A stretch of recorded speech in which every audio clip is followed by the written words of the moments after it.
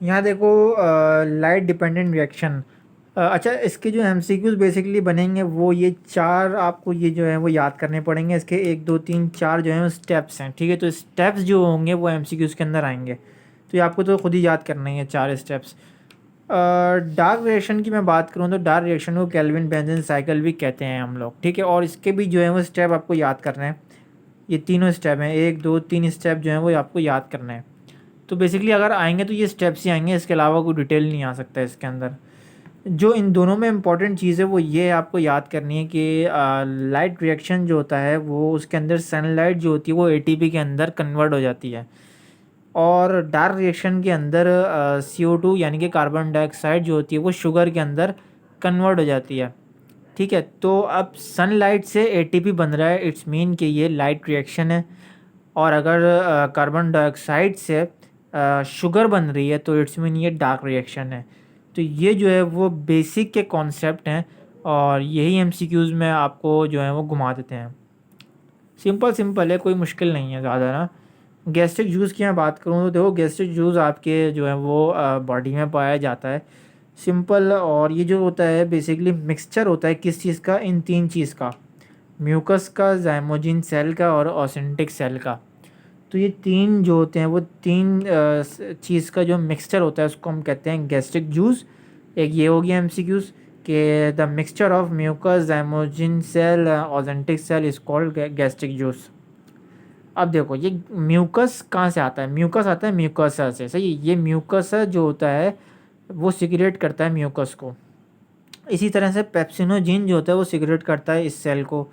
HCl जो है वो ऑथेंटिक सेल को प्रोड्यूस करता है। तो एमसीक्यूज में ये भी इन दोनों का भी पूछ लिया जाता है कि HCl किस चीज़ को सिक्रेट करता है, तो आपका आएगा ऑथेंटिक सेल।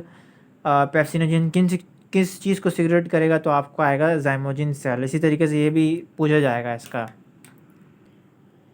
अब यहाँ देखो, अगर मैं बात करूँ साइनोबैक्टीरिया की, तो इसके जो है बिल्कुल एमसीक्यूज आते हैं, और साइनोबैक्टीरिया के इतने ही एमसीक्यूज आते हैं क्योंकि बहुत ज़्यादा तवील टॉपिक नहीं है।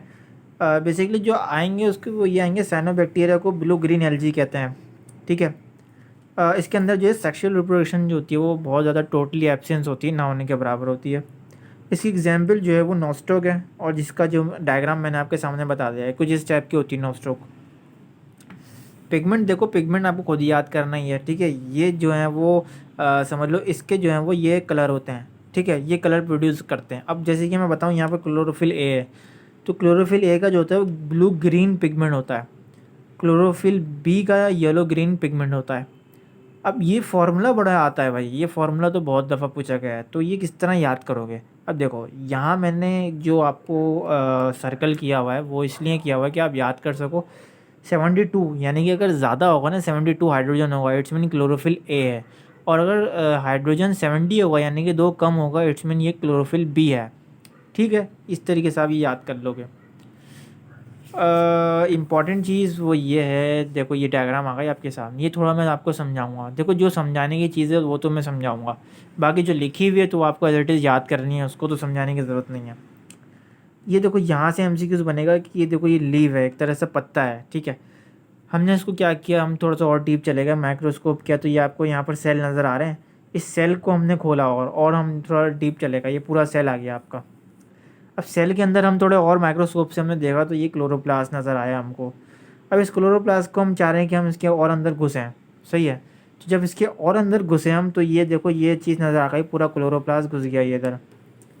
अब क्लोरोप्लास्ट के अंदर क्या चीज़ है, देखो क्लोरोप्लास्ट के अंदर जो होता है वो ये जो आपको बैग्स नज़र आ रहे हैं ना, ये थैले की तरह बैग्स होते हैं, इसलिए इसको हम कहते हैं थैलाकॉइड।